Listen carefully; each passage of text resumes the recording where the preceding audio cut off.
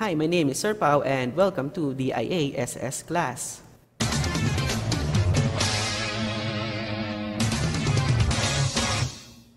Malaki pinagkaiba ng psychiatrist at psychologist. Mula sa educational requirement hanggang sa nature of work ay malaking pinagkaiba, but psychiatrists at psychologists can work together on complex patients. Simulan natin sa pinakamababang qualifications, ang bachelor's degree. Magsisimula sa pagkuha mo ng kursong psychology, may dalawa kang pamimilian, Bachelor of Arts in Psychology, aka AB Psychology, at Bachelor of Science in Psychology, aka BS Psychology. Depende sa school.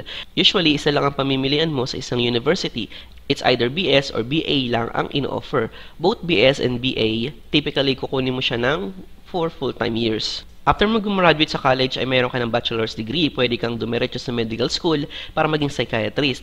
Yehey, kung makasurvive ka sa 4 years ng medical school at another 4 years para sa postgraduate training or residency, then exam sa license. On the other hand, after mong gumraduate sa college, meron kang bachelor's degree, pwede ka naman kumuha ng master's degree for 2 to 3 years. Pwede kang kumuha ng Master of Arts, major in Psychology, Master of Science, major in Psychology, Master of Counseling, Master of Education with a major in Counseling. After the Masters, pwede ka nang mag-doctorate. Pwede ka kumuha ng Doctor of Philosophy, specialized in Psychology, or PhD, 4 to 6 years. Doctor of Psychology, or PsyD, 4 to 7 years. Doctor of Education, specializing in Counseling, EDD, 4 to 6 years.